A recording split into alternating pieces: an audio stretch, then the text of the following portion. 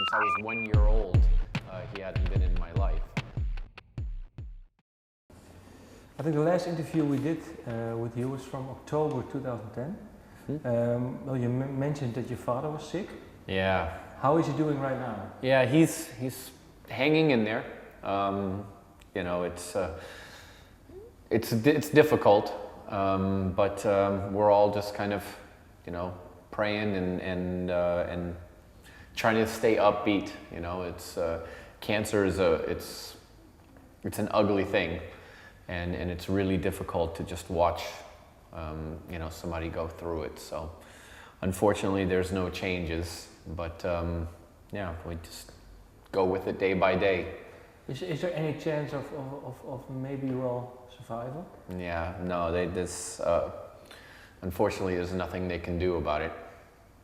So how does it affect you now? You know what, I just try and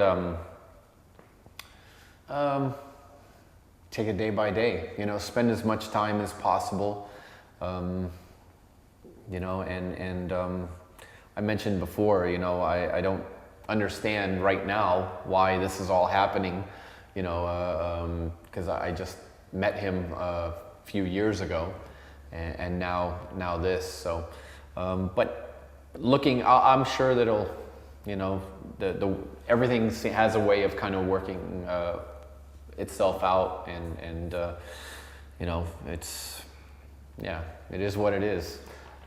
You were saying a few years ago you met him again. What wasn't clear from the interview, how did you meet him again? Did you look for him, or? No, well, I knew that my real father's name was Günther, and Günther Schulz. Günther Schulz, yeah, I knew that. And then I remember I came home from picking up coffee one morning. It was right around Winter Music Conference, and I saw an email and it said Günther at the front, and I also have an uncle named Günther, so I just kind of glanced at it and I was like, oh, okay, my uncle sent me an email, and then I started. Is it your mom's brother? Yeah, or my mom's brother-in-law. Okay. So I got back to doing some work, and then I glanced at it one more time, and I'm like, wait a minute, you know, because it just caught my eye again, and I was like, wait a minute, you better take another look at that. And it was an email from him. He had found me on the internet, you know.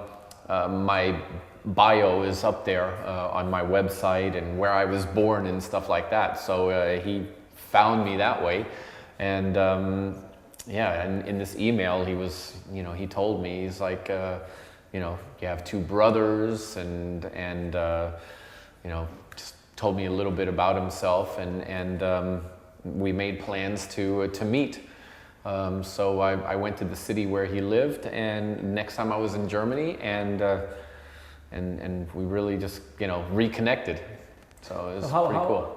How awkward was it for you? Because, well, you moved to the US when you were 13. Mm-hmm. So when you did move, did you actually stay in contact, or? No, him and my mother split when I was 1 year old. So even I never knew him. You know, since I was 1 year old, he hadn't been in my life. So all this time went by, and then, you know. But did you want to meet him? Oh yeah, you know what? When I was young, I didn't, because, you know, when parents separate, there's always, you know, fighting, and you'd hear all this stuff. But as I got older, I started thinking to myself, like, you know, I had all these unanswered questions, and maybe one. Like, well, you know, like, who am I?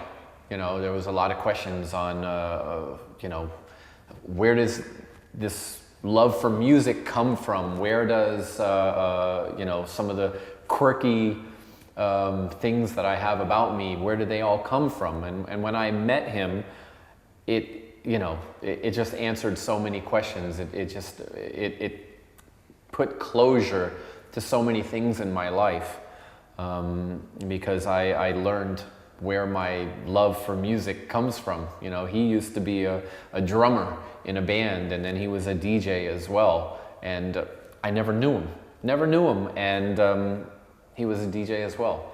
So yeah, I think that was the biggest thing for me, was the closure that it put to all those questions that I had.